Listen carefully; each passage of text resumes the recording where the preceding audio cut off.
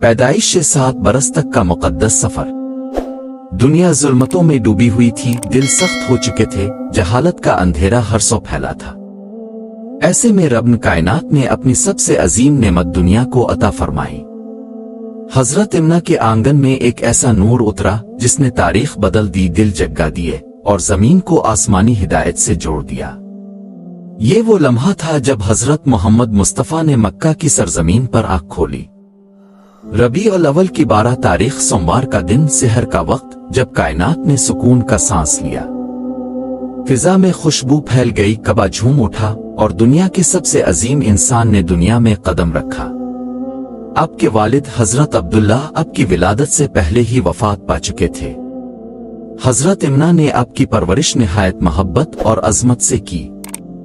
رضاعت کے لیے حضرت حلیمہ سعدہ کو آپ کو سونپا گیا، اور یہی وہ لمحہ تھا جب آپ کی برکتوں نے حضرت حلیمہ کے قافلے کو رزق، سکون اور رحمت سے بھر دیا۔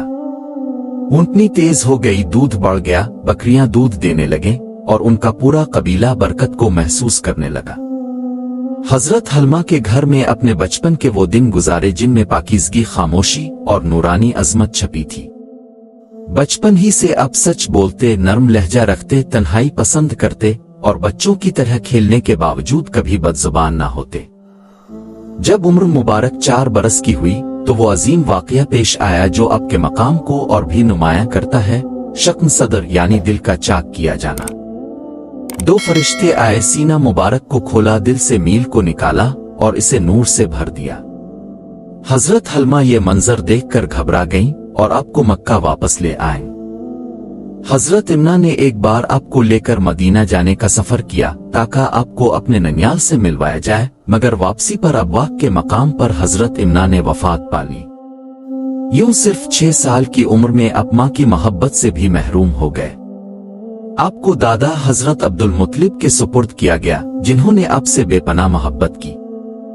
جب آپ کی عمر 7 برس کی ہوئی تو دادا کا سایہ بھی اٹھ گیا۔ یتیمی، تنہائی اور دنیا کی سختیوں کے باوجود آپ کا دل رب کی محبت سے لبریز رہا۔ آپ خاموش رہتے، ادب سے پیش آتے اور ہر حال میں صبر فرماتے۔ بچپن ہی سے آپ کی آنکھوں میں وہ نور تھا جو دلوں کو سکون دیتا۔ پیدائش سے 7 برس تک کا مقدس سفر، اور چہرے پر وہ وقار جو دیکھنے والے کو جھکا دیتا۔ یہی بچپن کی وہ پاکیزہ عمر تھی جو آگے چل کر کائنات کے سب سے عظیم پیغمبر کے لیے بنیاد بن گئی۔